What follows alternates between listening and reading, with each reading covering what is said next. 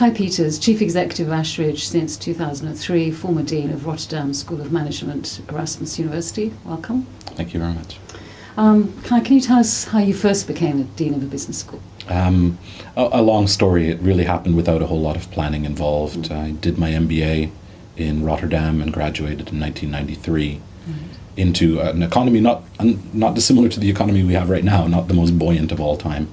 And I was asked to help the schools organize projects for students to really engage very much with the corporate environment to try and drum up leads.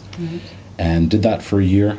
And during that period, I spoke to the school about how we had organized the MBA program there, whether it made sense from the studyability of the program for the students, and suggested some changes.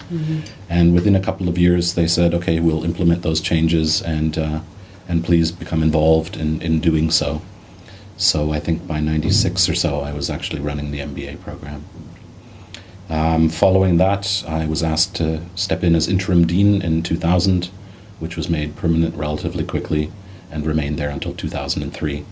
And in 2003, I was headhunted to come to Ashridge. Okay.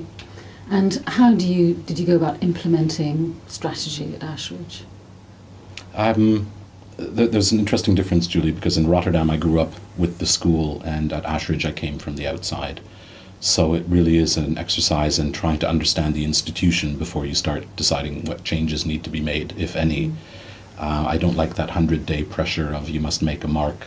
So I really tried to speak to as many people as possible, tried to make judgments on who was reliable, who was motivated to move the institution forward, and really worked from there. And then, of course, over the years, quite a few changes get made in business schools, partially just from internal reasons, but also because of market adjustments and changes.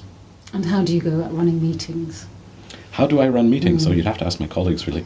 I try and make sure that everyone gets their voice heard. I think that business schools are knowledge environments where telling people what to do doesn't really work at all. So you have to give everyone airtime, but as you were joking earlier, people can talk for a long time sometimes. So it's finding that balance between giving people share of voice and making sure the meeting doesn't last days and days. And managing your own time, how do you manage your time, energy? Any tips on international travel routines? And any tips for people in the business school environment? No, it's really very difficult to actually decide, because I think one has a range of responsibilities. One has to manage internally and be visible. One has to give academic and business direction to the environment. One ends up having to build brand as a poster child. Traveling, one needs to gather intelligence. One needs to recruit students or visit potential or existent executive education clients. So you end up with some sort of balance overall, which in my case would probably end up being half at Ashridge and half on the road. But that, of course, changes over time. You can spend 3 weeks at the office every day and then spend 2 weeks not there a single day. Right. And how has it changed over your tenure? How has that changed? Perhaps? I think probably an overused word, but there's a lot of globalization. So you have events and clients in many more places than you would have 10 or 15 years ago. Someone's just constantly somewhere. And social media, do you get involved in that personally too? Do I? What do I do? I blog on the school blog.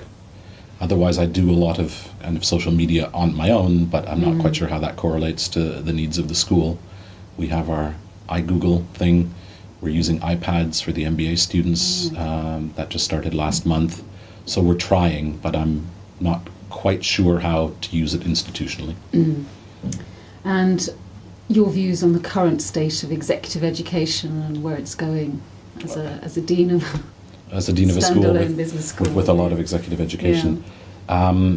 Executive education, like marketing, is really very dependent on the economic cycle. So 2008 was a banner year, and then towards the end of 2008, obviously the recession came thick and fast. So the overall executive education portfolio shrank by about 20% from 2008 to 2009, and is growing again. Right. So we think we're actually through the worst of the recession.